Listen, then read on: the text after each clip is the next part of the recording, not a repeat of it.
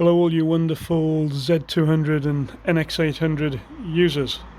My name's Mike Cannon. I've been filming weddings since 1982 and using Sony equipment all the way through my career until now, and just bought this NX800 camera for filming weddings, and it's working out quite well. No complaints whatsoever.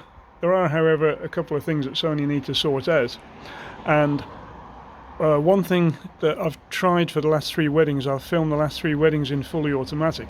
So I thought we're in this wonderful age of AI, and the white balance, the auto white balance works. We've got automatic neutral density filters, we've got automatic everything on it, and surely there's a possibility it might work.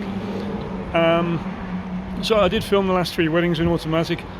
One thing you need to be able to do in automatic is to override the automatic exposure. You know, you can't just take what it gives you all the time, and my first video about this subject will explain what I did as far as, well, what I'm hoping for as far as exposure lock goes. But this is the second thing. As well as exposure lock, you need to be able to override the automatic exposure, which you can do. There's a wheel that you can bring the automatic exposure up a bit, or you can bring it down a bit, because the auto exposure never gets it quite bang on, but it gets you 99% of the way there, and just to be able to tweak that little bit, it's just something you have to be able to do.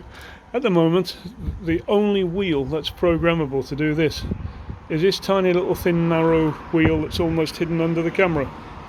So by turning this wheel up and down, you can override the automatic exposure, and that's how it's done at the moment, is by turning this wheel up and down, overriding the automatic exposure. Sony, bit of information for you from someone who's been using your gear to film weddings since 1982, is it needs to be on this wheel. If we're using this camera in automatic mode, and therefore we don't need this wheel, because we're using the ND filter is going to be in automatic as well. What I can do here now, as far as overriding automatic goes, needs to be on this wheel, where it's accessible, where you can see it when you're filming.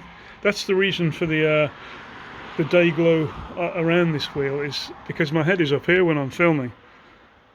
It's not down here. But if we could have that feature on this wheel, the auto exposure override, it would be just make life so much more easier. Okay, there you go. Sorry this video is not nice and polished. I'm not trying to sell you anything. Bye bye now.